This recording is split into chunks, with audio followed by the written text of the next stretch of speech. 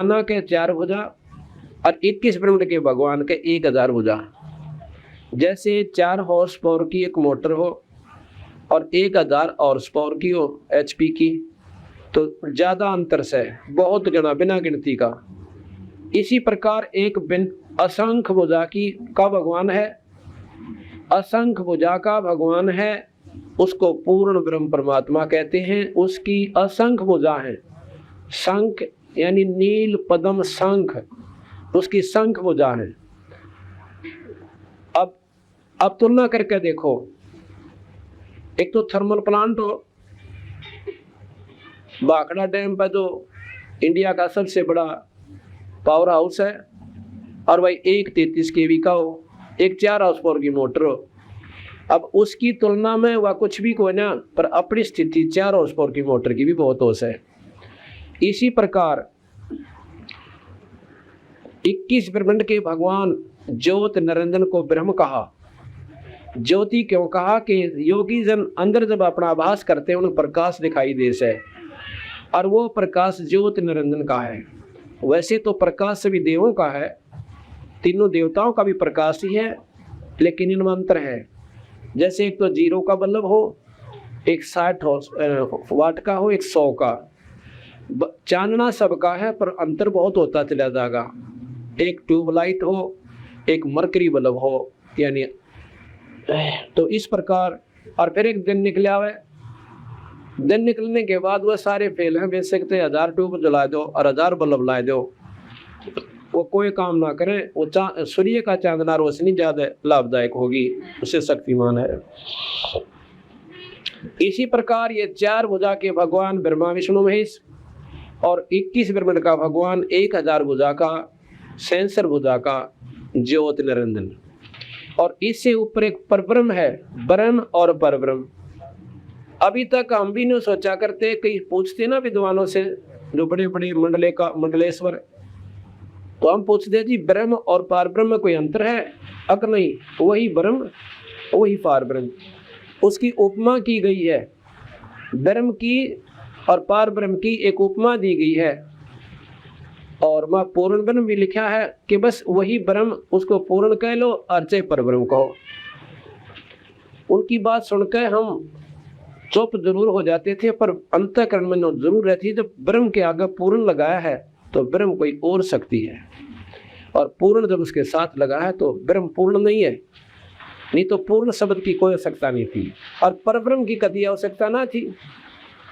अब कोई दादा और परदादा एक माने, परदादा यानी दादा से भी और ऊपर श्रेष्ठ, वो उसको परदादा कैसे, दादा का भी बाप परदादा कहलाता है। इसी प्रकार ब्रह्म का बाप जो है वो अक्षर पुरुष है। ये समझ लो कि उस अक्षर से उत्पत्ति, क्योंकि अंडा जो आया था अक्षर की दृष्टि से फूटा था, और उसमें से वो जीवात्मा, वो निरंजन ज्योत निरंजन निकला था। वैसे इसे पुत्र तो पूर्ण ब्रह्म का ही है, तो कहते हैं इससे ऊपर एक पूर्ण ब्रह्म शक्ति है। ज्योत निरंजन ब्रह्म, अक्षर पुरुष पर ब्रह्म, और पूर्ण ब्रह्म सत्पुरुष जो है वो पूर्ण ब्रह्म। अब हम उपासना करते हैं उस पूर्ण ब्रह्म की, और ये शास्त्र ज्ञान देते हैं सिर्फ ब्रह्म तक का, यानी विष्णु पुराण विष्णुदाई का, शिव पुराण विष्णु शिव जी की लीला, और ब्रह्म पुराण जो है ब्रह्मा का, और जो वेद हैं ये उस निराकार शक्ति की उपमा गाता है। तो इस प्रकार हमारे मन में उसको हमने बताया कि देख भाई, अगर ऐसा नहीं तो आप बताओ। अगली ब्रह्म और परब्रह्म तो एक का बताओ है, एक नहीं हो सकता। हमने बेरा नहीं था, ज्ञान नहीं था, इसलिए इस शक्ति को हम एक ही मान लिया था। तो इस प्रकार जब हमने इन बातों का ज्ञान हुआ, जब पता चला कि ज्योत निरंजन यहाँ पर और ऑल डायरेक्टर हैं, इस 21 ब्रह्मांड में जो भी हो रहा है उसकी मर्जी से हो से, उसकी मर्जी के बिना एक पत्ता यहाँ पर नहीं हिल सकता। अब हम उपमा गाँव है, क्योंकि 3 लोक के अंदर ब्रह्मा विष्णु में इसकी मर्जी चाल है, पर इतने चाल जैसे डिप्टी कमिश्नर की जितनी उसको दे रखी हिदायत और जितनी उसकी पावर्स है, उनको खूब प्रयोग कर सके। और जब ऊपर से डायरेक्शन आ जाएगी उसकी वो शक्तियां निष्क्रिय होकर जो नए ढंग से उसको सरकार बोलेगी, मुख्यमंत्री आदेश देगा, वो करना पड़ेगा, अपनी शक्ति दूर कर देगा। उस पर मुख्यमंत्री के हुक्म बिना वो पत्ता नहीं हिला सकता डिप्टी कमिश्नर। तो वो विशेष परिस्थितियों में मुख्यमंत्री ऐसी हस्तक्षेप किया करता है, बाकी वो फुल फ्लैज से डीसी अपना करता रहो। जो उसको हिदायत दे रखी है, जो उसकी कर्म क्षेत्र यानी उसकी शक्ति का क्षेत्र बना रखा है, उसकी पावर का जो लिमिटेशन बना रखी है, सीमित सीमा दे रखी है, उसमें वो खूब अपना काम करो, वहाँ पर फिर उसके हुक्म बिना पत्ता नहीं हिलता। तो यहाँ पर 3 लोक में ब्रह्मा विष्णु महेश इतने ही काम को सुचारू रूप से करेंगे जितनी उनकी उनकी शक्ति का जो सीमित सीमा है उससे बाहर वो नहीं कर सकते, उतने में वो पूर्ण शक्तिशाली है। उसको सर्वशक्तिमान भी कहते हैं क्योंकि 3 लोक में सर्वशक्तिमान ब्रह्मा विष्णु महेश तीनों देवता हैं।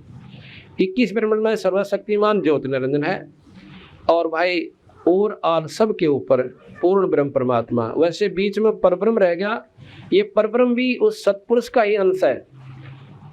इसमें 7 शंख ब्रह्मांड का वो मालिक है परब्रह्म। 7 शंख, नील पद्म शंख। और कबीर साहब और आल ब्रह्मा जो परमात्मा है सत्पुरुष, वो पूर्ण ब्रह्म, वो असंख्य यानी बिना गिनती के ब्रह्मांडों का, और साथ में ये 3 लोक थे, उसकी तुलना में ऐसे हो गए जैसे 4 हॉर्स पावर की मोटर और उस थर्मल प्लांट के सामने जो कि भाखड़ा डैम पर बन जैसे, और जैसे सूरज के सामने 0 का बल्ब, 100 का बल्ब और 1000 का भी हो, और चाहे कितना ही लाख ला दो यहाँ पर उस सूर्य की रोशनी के बराबर वो नहीं हो सकते।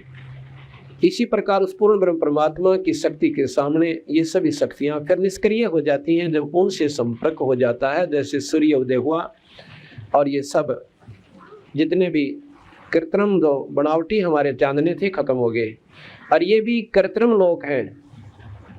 गरीबदास जी महाराज कहते हैं कि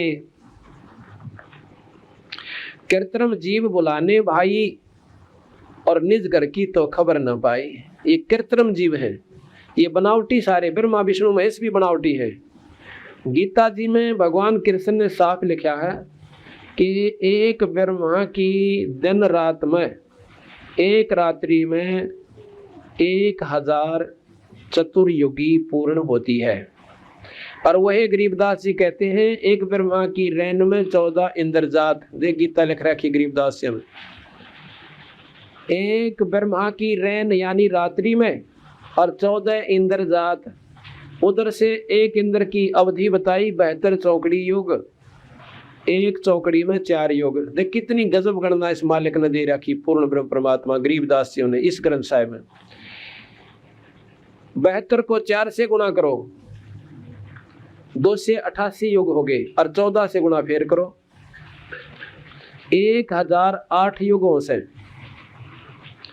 और इन्होंने अंदाजा लिखा है कि 67 युग होते हैं, और इसी प्रकार एक दिन में भी 14 इंद्रजात, 2016 युग एक ब्रह्मा की दिन रात बने से। अब बताओ, और फिर उसके दिन बताओ 100 दिन यानी 30 दिन का एक महीना, और भाई इस प्रकार लगाओ, फिर 12 महीना का एक दिन ला लो, और फिर 100 वर्ष की आयु उसकी। अब हिसाब ला के देखा तो गिनती भी भूल जाओ हम, तो इतनी उसकी उम्र होगी इतने युगा की, और वर्ष गिन लाग जाए तो गिनती गणी।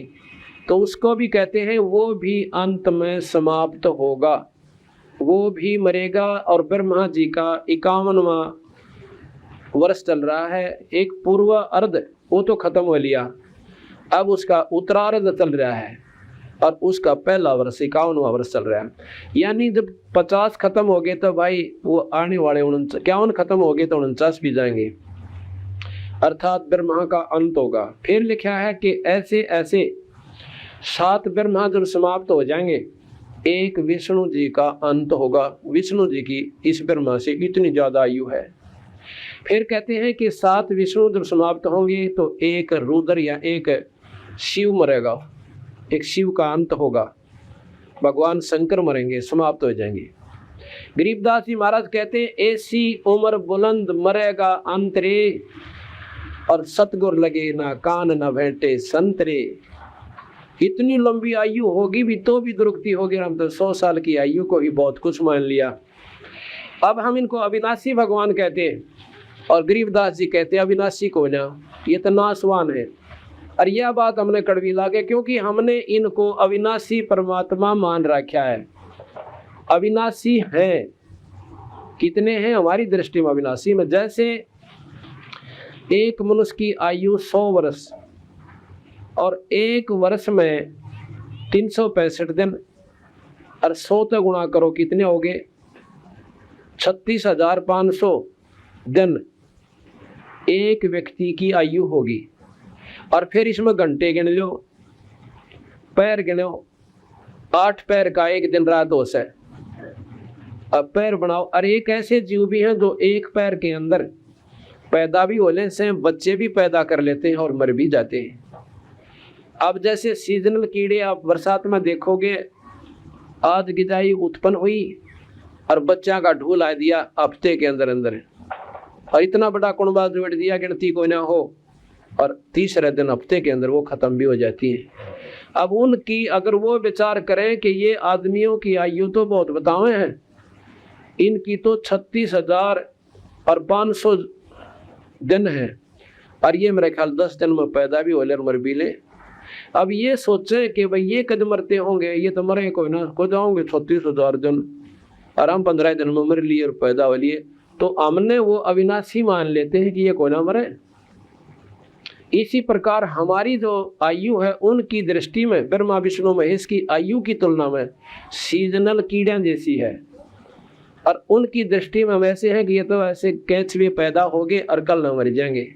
उन देवों की दृष्टि में हमारी हम ऐसे जीव हैं, और उनकी आयु इतनी, तो जैसे वो हमें सोच रहे हैं अविनाशी है, कोई ना मरे मनुष्य, और भाई हम भी मरने लग रहे, सबका पत्ता कटा, हमने तो बेरा पटा हम मरेंगे, वो चाहे हमने कुछ भी मान रहे हो। इसी प्रकार ये देवलोग भी अंत में समाप्त होंगे, चाहे आज वो कितनी बड़ी आयु दिखाई दे सके। तो इस प्रकार गरीबदास जी महाराज ने कहा कि एक पूर्ण ब्रह्म परमात्मा से भाई सतपुरुष, उसकी शरण में आए पीछे हमारा यहाँ से जन्म मरण मिट जाएगा, सतलोक में हमारा ठिकाना होगा। और जो ब्रह्मा विष्णु महेश भी वहाँ नहीं पहुँच पाए, हमारी पद्धति से हमारी विधि से आप वहाँ पहुँच जाओगे। ये उन्होंने नियम बताया। ये नहीं कहा कि ये साधना गलत है, या कोई स्वर्ग कोई ना, या कोई नरक कोई ना, या जन्म मरण कोई ना। ये जो कहते हो 100 के 100 सत्य बताए, पर इसमें ब्रह्म माटी मिटा नहीं तुम्हारी। और भैया दुख ना मिटा जन्म मरण का। आज बच्चे से आज उन परिवारों में जाके देखो जो आज रोते होंगे बेचारे, जिनके जवान बेटे मर गए। एक दिन खाली नहीं जाता जो 1 लाख परिवार ना रोते हो। किसी का भाई मर जाता, किसी की बहन मर जाती है, किसी की बेटा मर रहा है, किसी का पुत्र मर रहा है। 1 लाख जीव वो ज्योत निरंजन भगवान रोज खावे, और इसकी खातिर ये तीनों उसके पुत्र ब्रह्मा विष्णु महेश ज्योत निरंजन के पुत्र हैं। और शेरा वाली जो आदि माया से जिसकी 8 भुजा है, ये ब्रह्मा विष्णु महेश की माई है। और ये साफ लिख रखा है इसके अंदर आदि शक्ति पुराण में कि यह 3 पुत्रों की मां से ब्रह्मा विष्णु महेश की। या तो आप लोग शास्त्र भी ना पढ़ते, वैसे ही 4 लतीफेदार बातें कोई संत सुना दे, उसकी गिन गिन लो सो विवेक करते कोई ना। और इसी कारण से अंधकार के अंदर ना भक्ति प्रफुल्लित हो पाती, ना पूर्ण ज्ञान हो पाता। अपनी मर्जी से जो साधना उन्हें बता दी, हम उनकी लकीर के फकीर हो गए थे। कुएं में बड़ा चाहे गधे बना चाहे कुत्ते बने।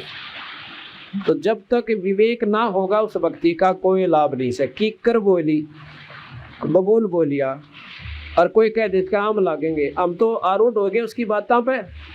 और दूसरा आके कहे कि आम कौन लागे, इसके माली आके बतावे। और जिसने ज्ञान है कि आम नहीं लगे की करके, अब उसकी थोड़ा बहुत ध्यान देना चाहिए। ये बात क्यों कही भाई इसने, इसकी ने क्यों कहा ऐसा, ये जरूर कोई बात पावेगी। इसने हमारे से क्या दुश्मनी है।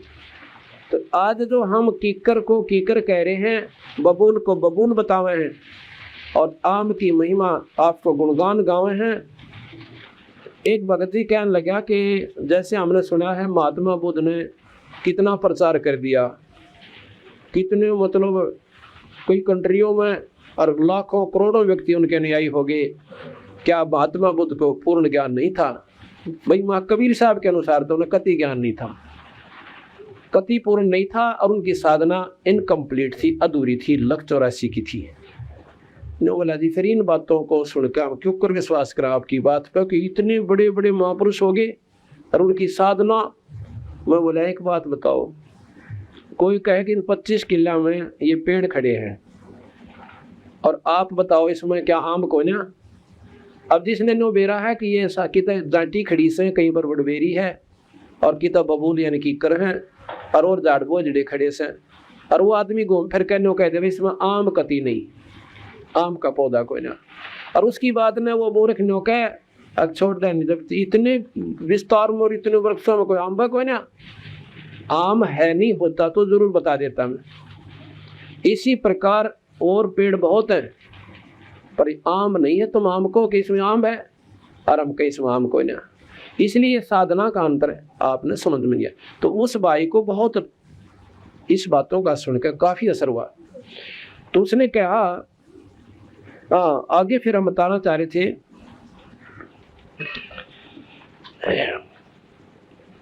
कि जन्म मरण हमारा जब मिटेगा जब हम सतलोक चले जाएंगे, और सतलोक में कब जाएंगे वो साधना बताई कि ना तो आप राम के जापते जाओ और ना ही भगवान विष्णु यानी शिव या ब्रह्मा जी के विष्णु के ना माता के जापते और ना ही कीर्तन करता है और ना ही गीता जी का रोज पाठ करता है या भागवत की कथा सुनता है। तो वो कौन सा नाम रह गया कि ना तो विष्णु जी के नाम तो सतलोक जा सकते, क्योंकि सतलोक में ये खुद देखो ना, ये स्वर्गताई के देवता, और स्वर्ग आपको बताया था कि स्वर्ग वो स्थान है स्वर्ग। गरीबदास जी महाराज ने देखो ना, ये मौका हमें 7 दिन में पूरा पहलू के ऊपर न्यारे न्यारे विस्तार पूर्वक वर्णन दिए जाएंगे। स्वर्ग की क्या परिभाषा है?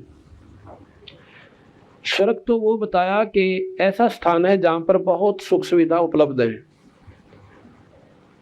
उसमें लिखा है कि जो व्यक्ति कल्प वृक्ष के नीचे बैठकर जो कल्पना करता है उसकी मनोकामना पूर्ण हो जाती है। वहां पर कामधेनु है और उनसे जो खाद्य पदार्थ मांगते हैं उसी समय ऐसे थाल परोस कर आ जाता है। और कल्प वृक्ष है, वहां पर सारे साधन हैं, गंदे से गंदे और अच्छे से अच्छे, नाच गाने, सारा सौदा, मदरा पान, कुछ भी करो, वो सारी सुख सुविधा वो प्राप्त कर सकता है स्वर्ग में गया हुआ व्यक्ति, वो हंसात्मा। लेकिन साथ में ये बताया है कि वो स्वर्ग में आपके पुण्य अक्षीण हो रहे हैं। स्वर्ग को गरीबदास महाराज ने, कबीर साहब ने ऐसा बताया है जैसे एक बहुत प्रसिद्ध रेस्टोरेंट हो और उसमें सारी सुविधा उपलब्ध हो, और जो व्यक्ति उसमें जाएगा वो जाएगा तो साहूकार होगा, कंगाल ने तो उसमें बड़न भी कोई ना दे, उल्टाता आ जाएंगे। तो अंदर जब जाएगा और अपनी जेब देख कर जाएगा कि हाँ मेरे जेब में 10,000 रुपये, ऐसे ऐसे होटल बताते हैं कि एक दिन रात का खर्चा 50-50 हज़ार रुपये खर्च के रहते हैं ये पैसे वाले लोग, क्योंकि वो साहूकार है, वहाँ गरीब नहीं जा सकते। तो यहाँ पर जिन्होंने विष्णु, शिव और ब्रह्मा जी और माता की खूब साधना कर ली, उनके नाम पर दान धर्म कर लिया, खूब दान किया, तो वो स्वर्ग में चले जाएंगे, वो साहूकार हो गए। और वहाँ पर जाके वो साहूकार अपने ही पुण्यों के बदले में वहाँ मौज मारे होंगे। जिस प्रकार वो साहूकार जाके उस रेस्टोरेंट में अपने खूब मौज कराया पर 20,000 रुपये की गोज कटवाया, वो 20,000 रुपये का खर्चा उसका हो गया, मुंह लटका कर वापस आ गया। इसी प्रकार स्वर्ग के अंदर ये प्राणी चला जाता है और अपने पुण्यों को खा के वापस फिर मर्त मंडल में आ जाता है। और यही गीता जी में भगवान कृष्ण ने कहा है कि अर्जुन, यहाँ पुण्यों को स्वर्ग में भोग कर ये प्राणी वापस मर्त मंडल में लख 84 भोगनता ही आ जाता है। बता भाई, हमने इस गरीबदास जी ने की नारी बता दी, सत कहा, और इससे स्वर्ग से ऊपर और जगह बताई कि वहाँ पर हमारे पुण्य क्षीण नहीं होते। वो हमारा अपने पिता का घर है जहाँ से हम सब जीवात्मा आई हैं, वो सतलोक कहलाता है। और सतलोक से ऊपर 3 लोक और हैं। कई भाई ऐसे कहें जी आपकी कैसेट सुनी, कईया ने नो बोले थारे गुरु जी तब सतलोक ताई जाना है, आगे का तो न बेर आए कोई ना, ओ तेरा बड़ा सतलोक तीन पहुंच लिए सारे, आगे ही कसर रह रही से। सतलोक से ऊपर एक अलख लोक है, एक अगम लोक है, अगम लोक से ऊपर एक अनामी लोक है, उसके ऊपर कोई लोक नहीं है। अनामी यानी जिसका अवर्णनीय। गरीबदास जी महाराज, ये कबीर साहब की वाणी में सारे के सारे लोक, और गरीबदास जी भी कहते हैं वो अग है, अथ है, अब है, यानी अब कहें अवर्णनीय, अनामी जिसका वर्णन न किया जा सकता। तो सतलोक में जब हम चले जाएंगे तो हमारा जन्म मरण नहीं होगा, और वहां पर ऐसे ही हमारे न्यारे न्यारे अस्तित्व होंगे। वहाँ हंस आत्मा होंगी। ये 5 तत्वों का शरीर या 9 तत्व का शरीर नहीं होगा। सूक्ष्म शरीर, कारण, कौशल्य, ये सब खत्म हो जाएंगे। इस आत्मा का अपना एक न्यारा अस्तित्व है। इसका असली स्वरूप 16 सूर्य के प्रकाश जितना है। जैसे मनुष्य शरीर है, और उसमें इसी ऐसा शरीर बन जाएगा तेज पुंज का।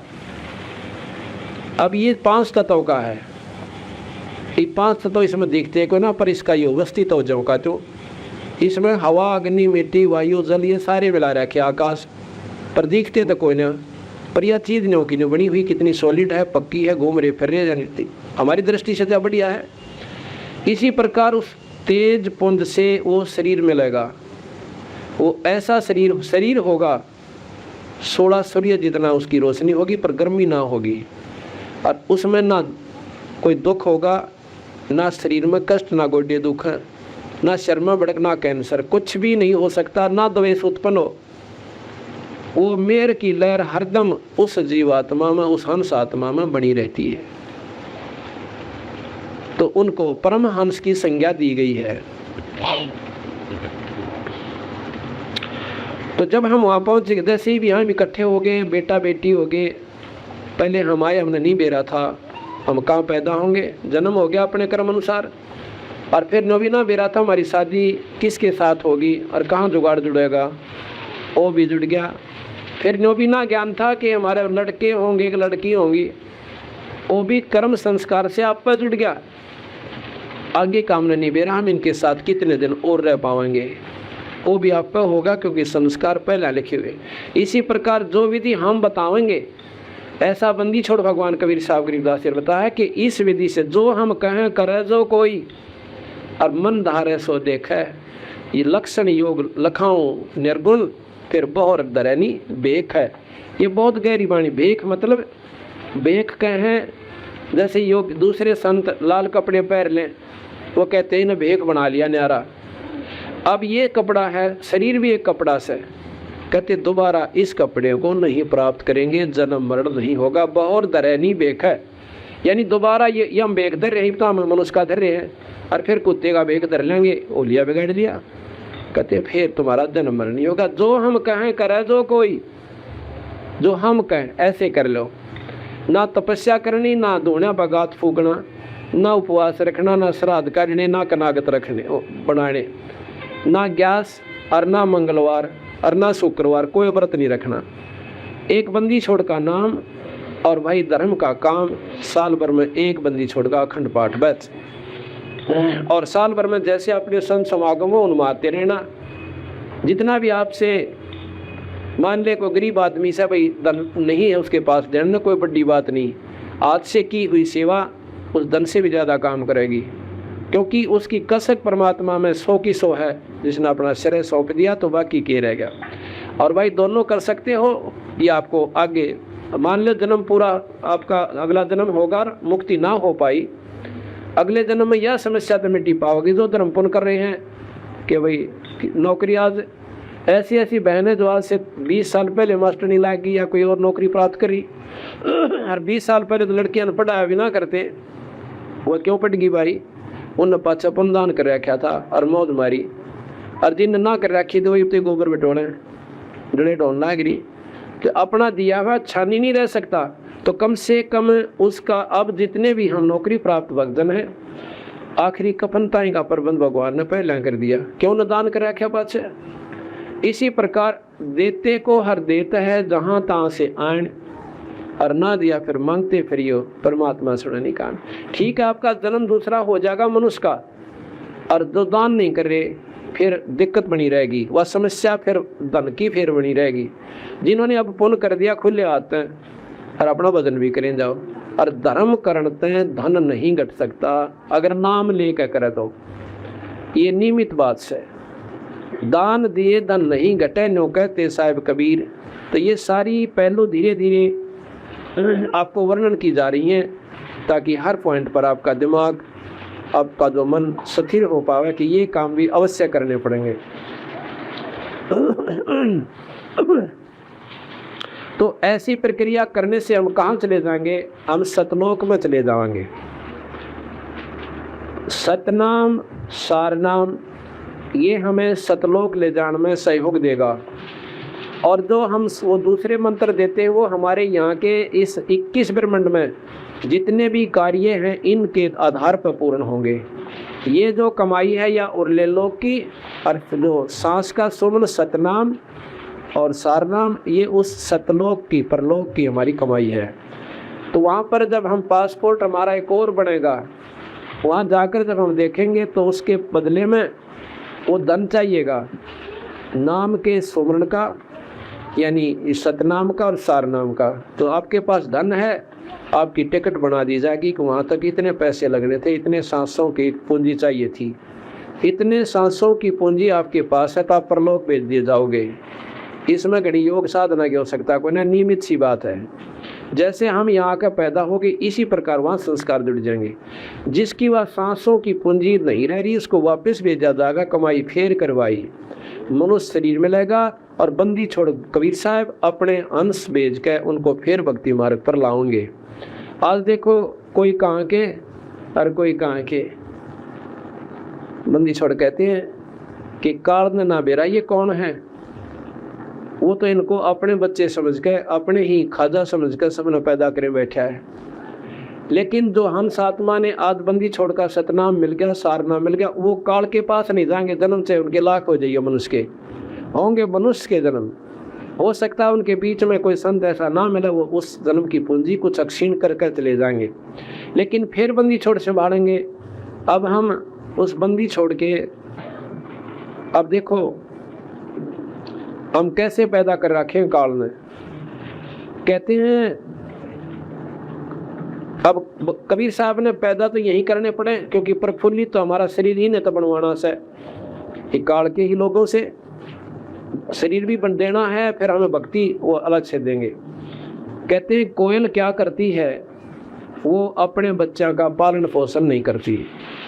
वो कौवे, मादा कौवे यानी कौवी के आलने में, घोंसले में अंडे दे देती है। कब देती है?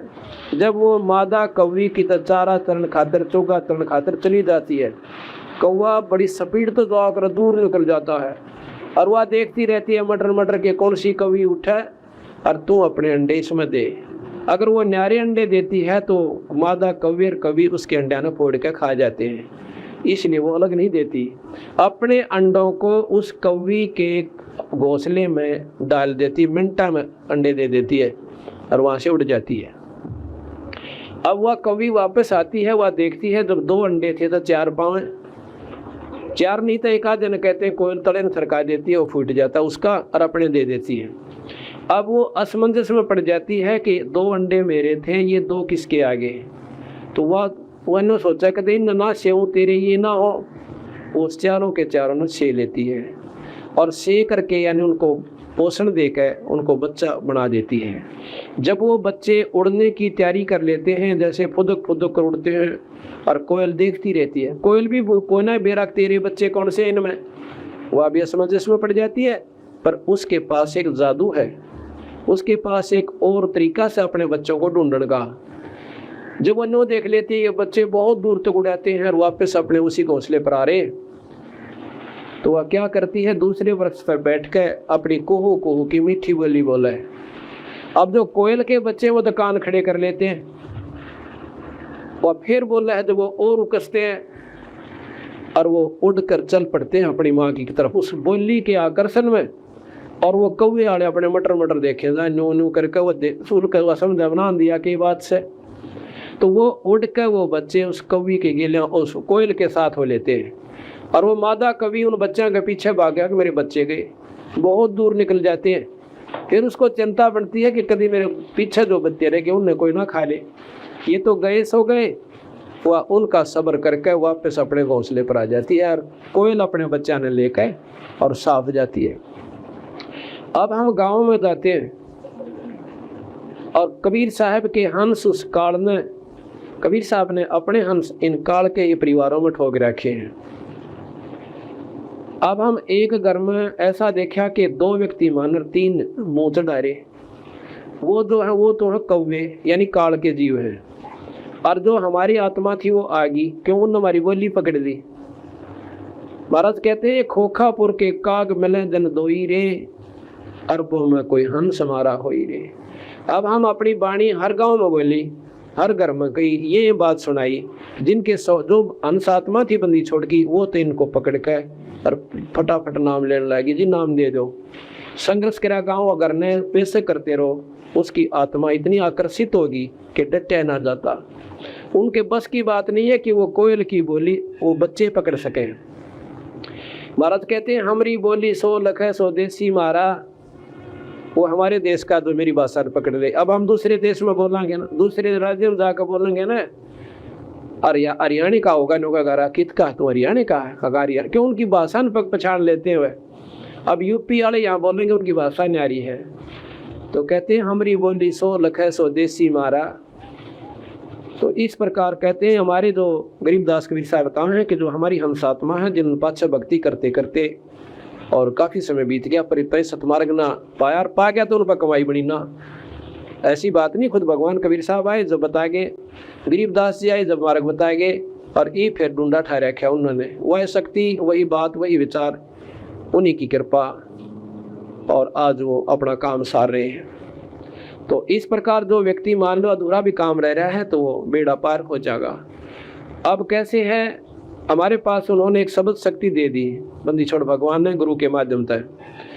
जैसे कुबाड़िया होता है अपने मजदूर ताई, उसने दिहाड़ी दे से 20, 30, 50 रुपये रोज की, और एक चुंबक दे देता है, वो उसने रस्सी तल बैठ कर अरनों के सरांता इंडिया करे। वो बहन और भाई कई देखे हमने, और नो के सरांती नो ऐसे टेकते चला करें। वो जो कण होते हैं ना छोटे छोटे रेते में रड़े हुए मिट्टी के में लोहे के, वो उस चुंबक के निचले हिस्से पर चिपक जाते हैं, और वो फिर उसने नो करके और अपनी जोड़ी में डाल लेती और फिर टेकना शुरू कर देते हैं। तो हम उस बंदी छोड़ के मजदूर हैं, उनकी शब्द रूपी चुंबक हमारे पास है, जो हमारे उसके हंस है वह तो इसके चिपक जांस है, और बाकी जो माटी और कांकर वो रह जाती है।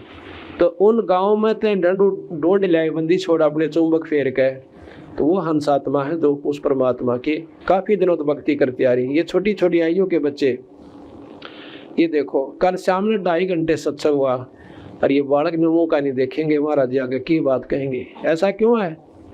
ये तो किरा कित जहाँ पे बैठा हो छुट्टी और इनकी जोन की, और किरा की ताड़ करते रुखा पर चढ़ गए और दरख्ता पर चढ़ गए जोड़ बटा मारो, किधर सर फुड़वा का हो और किसी का उलाना लेकर आनते।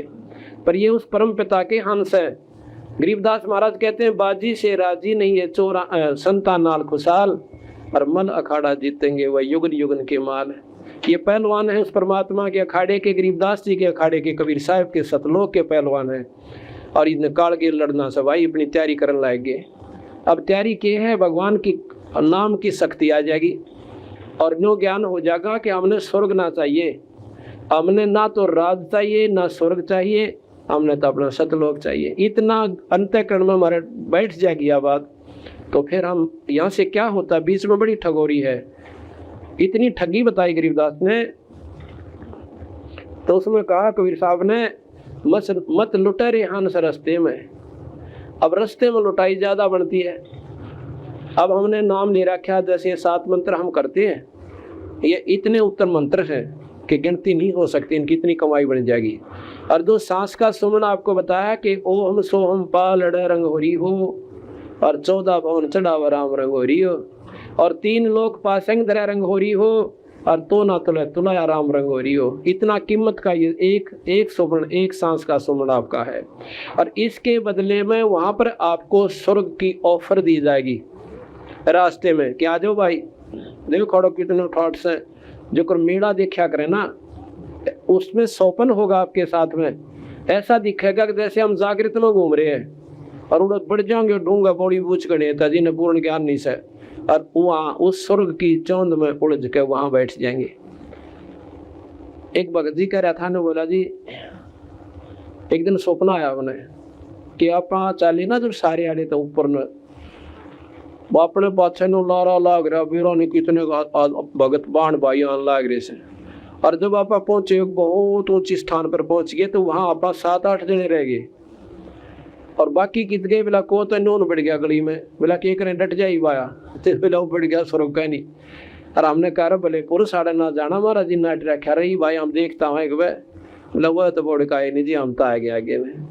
तो कहते हैं वहां भी आप मान लो गलती से रास्ते में स्वर्ग में, क्योंकि आपकी कमाई इतनी से, और वो ठाठ इतना दे देंगे वहां स्वर्ग के अंदर कि आपने तो उस भी कोई ना आवे।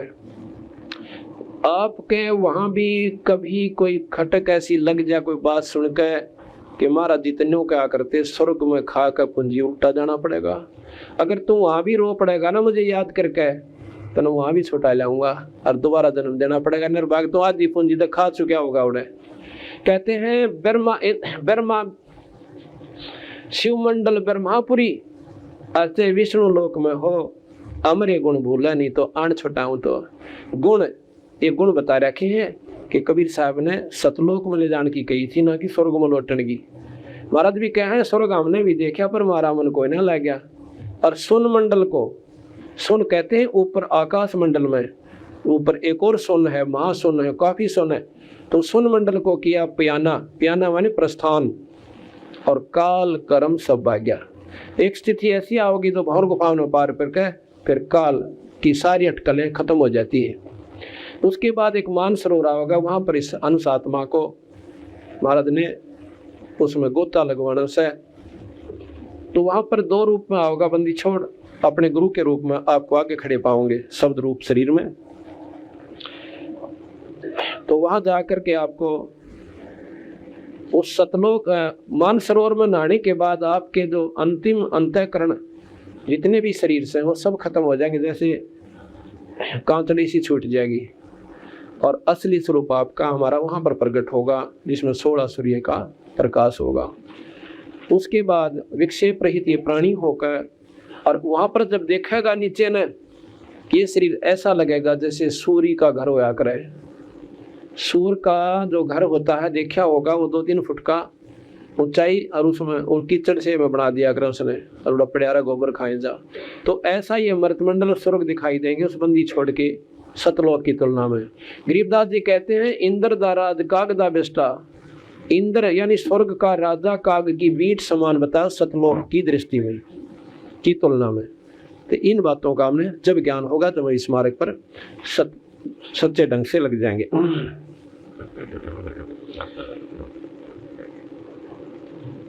तो अब आपने ज्ञान हुआ कि 1000 भुजा का भगवान ज्योतिर्निरंजन, जिसने 1 लाख जीव रोज खाने पड़ते हैं। क्योंकि ये सृष्टि रचना हम आपको सुनाएंगे। सृष्टि रचना के बाद जब हमारा अंतःकरण में ये बात जमा होगी कि महाराज सच्ची कैसे, कि इस काल में हमारे साथ कैसे छल किया है, क्यों किया है, क्योंकि इसने 1 लाख जीव रोज खाने पड़ते हैं। और 1 लाख क्यों खाने पड़ते हैं, वो सृष्टि रचना से ज्ञान होगा। तो वो भगत जी कहने लगा कि एक बात बताओ, गीता जी का ज्ञान इतना श्रेष्ठ होते हुए भी आप उसको नकारा कर रहे हो। मैंने कहा नकारा कति नहीं कर रहा। नकारा जब कहा कर हम गीता जी के ज्ञान को नो निकलते हो कि युग ठीक को ना, पर ये यहीं तक सीमित है। ये 3 लोक का ज्ञान है, और इसमें जो ज्ञान है वो कृष्ण जी का कम है और ज्योत निरंजन का ज्यादा है। आपको ये कैसे मानना है हमें ज्योत निरंजन का इसमें कैसे होता, निराकार बताओ आप। निराकार आकार में आके, आकार में नहीं आता, वो जैसे प्रवेश कर गया भगवान कृष्ण के शरीर में। और फिर उसने देखा कि कृष्ण की आत्मा बहुत नम्र है, बहुत ही नरम आत्मा है, बहुत ही विवेकशील संत है, यानी परमात्मा है, राम है, साहब कहो बहुत अच्छे साहब हैं। लेकिन ये जो लिखी हुई पहले से कहानी बना रखी थी कि ये महाभारत होए होएगी, तो यहाँ पर कृष्ण जी ने तो कोशिश करी थी कि ना होए। इसका प्रमाण मिलता है कि कई बार शांति दूत बनकर और भगवान कृष्ण कौरवों को समझाता ही गया था, भाई लड़ा नहीं करते, झगड़ा बहुत बुरी चीज होती है, आपके भाई हैं, अपना भाई बंटवारा कर लो, बहुत बढ़िया बात है। देखो लड़ाई में के बेरा किसकी मौत हो जा, झगड़ा तो एक ऐसी वस्तु हो से आम ठाडे दिखे मनवाने, और जो हमारे से कमजोर सामने सेना हो वह विजयी हो जाए, इस चीज का पता नहीं लगा करता। आप लड़ो मत ना, और अपने भाइयों को आधा रात दे दो। तो आखिर में यहाँ तक बात बढ़ गई, दुर्योधन ने कह दिया कि सुई की नोक टेकना पांडवों के लिए इतनी जगह भी कोई ना, इनमें हिम्मत है तो युद्ध के मैदान में आ जाएंगे। दुर्योधन में हंगा हो रहा कि द्रोणाचार्य, कर्ण और भीष्म पितामह हमारी सेना में, और भाई बाकी हम 101 भाई, और वो कुल 5 मिला के, और वो भी बिना राज के उन्हें अंडे धक्के खाते। कृष्ण जी ने कहा कि एक काम करो, आप 5 गांव दे दे उनको। अब देखो अगर भगवान कृष्ण युद्ध करवाना चाहते तो क्यों विनय करते फिरते, ये बात सोचने जोगी विचारणीय है। आखिर में ये कह दिया कि एक काम करो, तुम 5 गांव दे दो, फैसला मैं करवा दूंगा और कति लड़ाई नहीं होगी। आखिर में कहा दुर्योधन ने कि सुई की नोक टेके उनके लिए वो स्थान नहीं है, और उनकी मां ने दूध प्या रखा है तो मैदान में आ जाएंगे। अब भाई इन बातों का सुनकर कृष्ण जी भी आगे मुंह लटका के फिर भी कहा कि सोच लो भाई, अच्छी बात नहीं, लड़ाई माड़ी चीजों से। ने बोला हमने जो कह दिया कृष्ण जी वो कह दिया, बस आगे इसमें विवेक की कोई आवश्यकता नहीं है, ना विचार विमर्श की। कृष्ण जी ने आकर पांडवों को बता दिया, भाई तुम देख लो क्या करोगे, पर एक काम देख लियो, कदे काल न तुम बांटोगे अपनी सेनाओं को, एक तरफ तो मैं होगा और एक तरफ मेरी सेना होगी, दोनों से जो चाहिए वह ले लियो मेरे पास आके। अब कहते हैं कि युधिष्ठिर जी के कहने से अर्जुन ने जाकर भगवान कृष्ण को मांग लिया, और जो दुर्योधन गया था उसने सारी सेना मांग ली। ऐसे उनका बंटवारा हो गया। तो वो भगत जी कहने लगा कि गीता जी का ज्ञान बहुत ही श्रेष्ठ है। तो मैंने उससे कहा कि गीता जी का ज्ञान भाई कब शुरू हुआ था, क्यों आवश्यकता पड़ी उस ग्रंथ साहिब की लिखने की। वो बताने लगा जी, ये तो आपने भी ज्ञान होगा कि जब दोनों सेनाएं आमने सामने लड़ाई खातिर तैयार हो गई थी, लड़ाई के लिए आमने सामने दोनों सेना तैयार हो गई थी, और अर्जुन ने लड़ने से मना कर दिया था। तो फिर भाई कि भगवान कृष्ण ने वो युद्ध करवाना था, और ये अक्षत्रिय धर्म नहीं बनता कि युद्ध में ना लड़े, नहीं तो अक्षत्रिय अपने उद्देश्य को भूल जाएंगे और यहाँ राज में अराजकता पैदा हो जाएगी। चलो भाई अच्छा, फिर क्या हुआ, कहते हैं दोनों आमने सामने सेना खड़ी, और चार दोनों तरफ से शंख बाजे और बाजे बाजन लागे। क्योंकि वो क्यों बजाए जाते हैं, जैसे कमजोर आदमी हो ना थोड़े से दिल का, वो भी एकदम आवासी भर जाकर उस मरने लड़ने कटने तैयार हो जाता है, ऐसे ढंग के बाजे होते हुए बुझाव फड़क जाती हैं। जो शूरवीर होते हैं उनकी लड़नताई। अर्जुन बोला कि एक बार ऐसे करो हे माधव, मेरे रथ को और दोनों सेनाओं के बीच खड़ा कर दे, और मैंने देखो कि मेरे लड़न के काबिल कौन से योद्धा हैं, उनके निशाने में देख आऊँ एक बार, और फिर बाद में आप संवार दूंगा। कहते बीच में जाके खड़ा हो गया, रथ जाकर रोक दिया। अर्जुन क्या देखा है कि सामने अपने भाई, जैसे 101 उनके कौरव भाई थे, वह सारे, फिर उनके बेटा पुत्र और साथ में रिश्तेदार युद्ध की खातिर मरण मारने तैयार हो रहे, और सैनिक बेचारे जो अपने घर गांव ने त्याग के अपने पेट की खातिर सेना भक्ति उभरती हुए थे, और वो सामने खड़े। तो अर्जुन के विचार करता है, उसके मन में एकदम दया भावना उत्पन्न होगी और ज्ञान उत्पन्न हुआ। उसने सोचा, ऐसा लिखा गीता जी में, कहते हैं अर्जुन ने बोला उन सारा विचार करके कि अगर मैं इन बच्चों ने मारूंगा और कल को मैं इनको खिलाया करता था, मेरे भाई के बच्चे 10 हैं, और एक राजपान तो इनका सर्वनाश हो जाएगा, चाहे मारा हो जावे, फिर इस राज ने करे कौनगा। दूसरी बात यह कि ये सैनिक जो बेचारे सामने खड़े हैं अपने पेट की खातिर वर्दी हो रहे थे, और आज ये इनकी छाती में गोली लागेंगी, ये मारे जाएंगे, इनकी पत्नियां रोएंगी, टक्कर मार मार कर चूड़ी फोड़ फोड़ कर कर्राट माचेगा, और इनके बच्चे रोएंगे अपनी माँ के लिपट के। भाई इससे अच्छा तो हम मांग के खा लेंगे, हमने राज की आवश्यकता नहीं। और इसे वो कुकर्म के राज को हम करेंगे आगे चल के, हमारे जैसा नीच धरती पर नहीं होगा, इस पाप ने हम कहाँ धोएंगे। ऐसे विचार करके इतनी दया भावना होगी कि हाथ से वो गांडी धनुष गिरना हो गया, और पिछली कैबिन में रथ के हिस्से में जाकर बैठ गया जहाँ विश्राम किया करते हैं।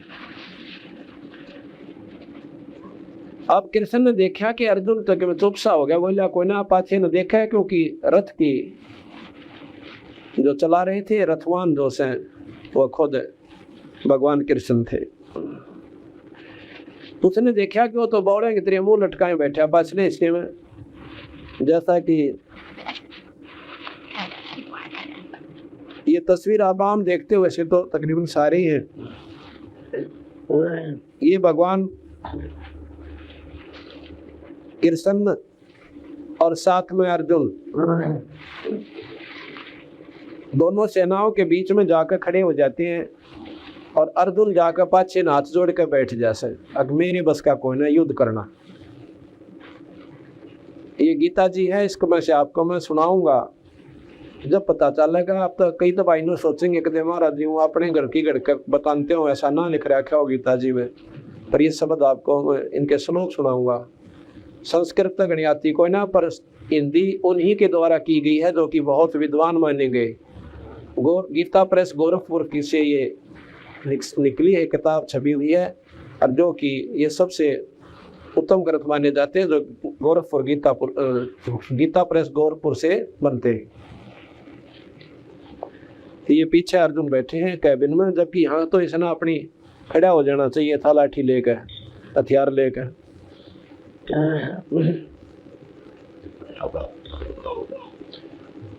तो अर्जुन कति नाट गया था लड़नता है, इसका मतलब था अर्जुन मना कर देता है तो लड़ाई कति ना हुआ, युद्ध समाप्त हो था। भगवान कृष्ण ने चाहिए तो ये था, अब बहुत बढ़िया भाई, अर्चा लौटाए और कह देते भाई कौरवा थारा राज और थारा पाठ।